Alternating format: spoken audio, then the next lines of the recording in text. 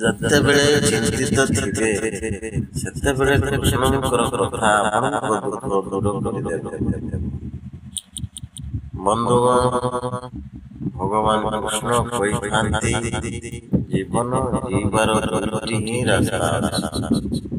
ଗୋଟିଏ ତ ଜ୍ଞାନର ମାର୍ଗ ଏବଂ ଅନ୍ୟଟି ହେଉଛି ସଂସାରର ମୋହ ଆଉ ଲାଳସା। ପ୍ରତ୍ୟେକ ମନୁଷ୍ୟ ନିଜ ମନର ଦାସ ହୋଇଥାଏ। ଆମ ମନ ଯେମିତି ରାସ୍ତା ଦେଖେଇଥାଏ ଆମେ ସେମିତି ହିଁ ଚାଲିଥାଉ। ଅନେକ ଲୋକ ଥାନ୍ତି ଯେଉଁମାନେ ଧନଧାନ୍ୟ ଏବଂ ବନ୍ଧୁ ପରିବାର ବର୍ଗରେ ତୁଷ୍ଟ ହୋଇନଥାନ୍ତି। ଏପରି ଲୋକଙ୍କୁ ଜୀବନରେ ଦୁଃଖ କଷ୍ଟ ଚିନ୍ତା ସବୁବେଳେ ଘେରି ରହିଥାଏ। ଯାହାଠୁ ବଞ୍ଚିବା ପାଇଁ ଗୋଟିଏ ହିଁ ମାର୍ଗ କୃଷ୍ଣ କହିଛନ୍ତି।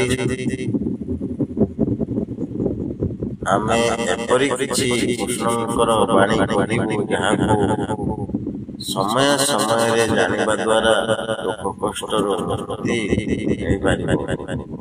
ଆଉ ଏହି ବାଣୀକୁ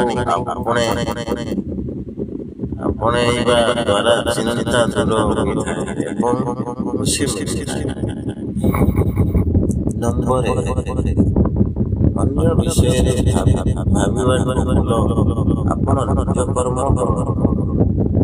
ଅନ୍ୟ ଲୋକ ଯାହା କରୁଛି ସେ ସେମାନଙ୍କ କର୍ମ ତେବେ ସେ ବିଷୟରେ ଭାବି ନିଜ ସମୟରେ ବର୍ବାଦ କରିବା ତେବେ ବନ୍ଧୁଗଣ ନିଜ କର୍ମ କରିବା ଆପଣଙ୍କ ପାଇଁ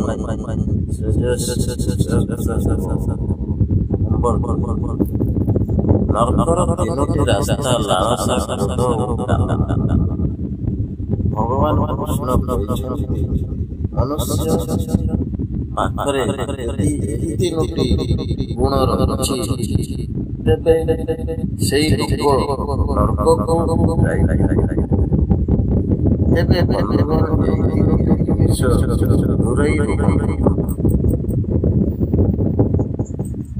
ନମ୍ବର 2, କର୍ମ ପରିଚାଲ ଫଳର ଇଚ୍ଛା ରଖନାହିଁ। ତେବେ କେବେ ବି ଫଳର ଇଚ୍ଛା ରଖି କୌଣସି କାର୍ଯ୍ୟ କରନ୍ତୁ ନାହିଁ, କାରଣ କର୍ମର ଫଳ ସବୁବେଳେ ଭଲ ହୋଇଥାଏ।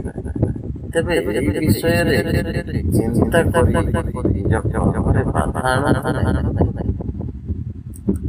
କଣ ହେଇଥିଲା, କାହିଁକି ହେଇଛି, କଣ ପାଇଁ ହେଉଛି ଆଉ କଣ ହେବ, ଆପଣ କେବେ ବି ଅତୀତକୁ ଠିକ୍ କରିପାରିବେ ଏବଂ ଭବିଷ୍ୟତକୁ ଦେଖିପାରିବେ ନାହିଁ। ତେବେ ଏ ବିଷୟରେ ଚିନ୍ତା କରି ନିଜ କଷ୍ଟକୁ ଦୁଇଗୁଣ କରନ୍ତୁ। କେବଳ ନିଜର କର୍ମ ପରିଚାଳନା ଯାହା ଆପଣଙ୍କ ଜୀବନରେ ହେଉଛି ଆପଣ ତାକୁ ବଦଳେଇ ପାରିବେ। ଜୀବନ ଏବଂ ମୃତ୍ୟୁର ଅନ୍ତରକୁ ଆପଣ କେବେ ମାପି ପାରିବେ ନାହିଁ। ଜୀବନ ବହୁତ ଛୋଟ ଏବଂ ଏହା ଏକ ବିଚାରଧାରା। ଆପଣଙ୍କ ମନ ଛୋଟ ହେଉ କି ବଡ଼ ଏହା କେବେ ବି ଜାଣିପାରିବ ନାହିଁ। ତେଣୁ ଚିନ୍ତା କରନ୍ତୁ ନାହିଁ, କର୍ମ କରନ୍ତୁ।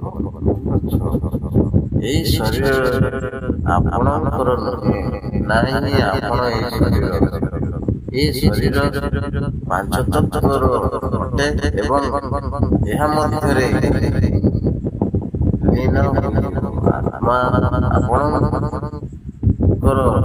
କଣ ଆପଣ କେବେ ଏହା ବିଷୟରେ ଭାବିଛନ୍ତି?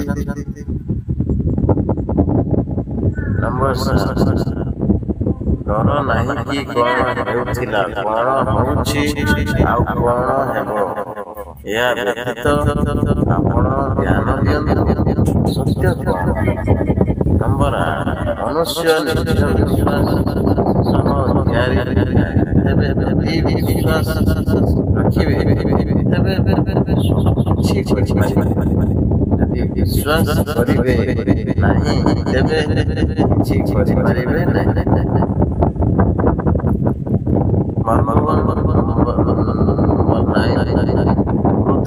ସମସ୍ୟାର ମନ ସବୁବେଳେ ବର୍ଷା ଏବଂ ଚିନ୍ତାରେ ଭରି ରହିଥାଏ। ଏହା ସବୁବେଳେ ଆପଣଙ୍କ ମନରେ ପ୍ରଭାବ ପକାଇଥାଏ।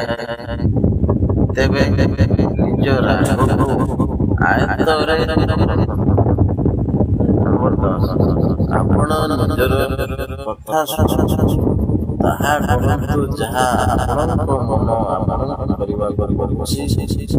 ସଦା ସର୍ବଦା ନିଜ କାମ ପ୍ରତି ସଚୋଟ ନମ୍ବରରେ ଏହି ଦୁନିଆ ଆପଣଙ୍କର ଆଉ ନାହିଁ, ଆପଣ ହିଁ ଦୁନିଆର।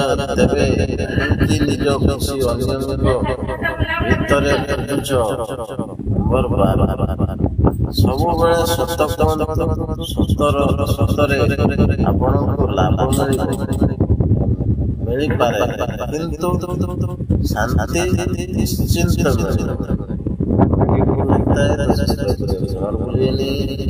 ଲାଇକ୍ କରନ୍ତୁ, କମେଣ୍ଟ କରନ୍ତୁ, ସେୟାର କରନ୍ତୁ।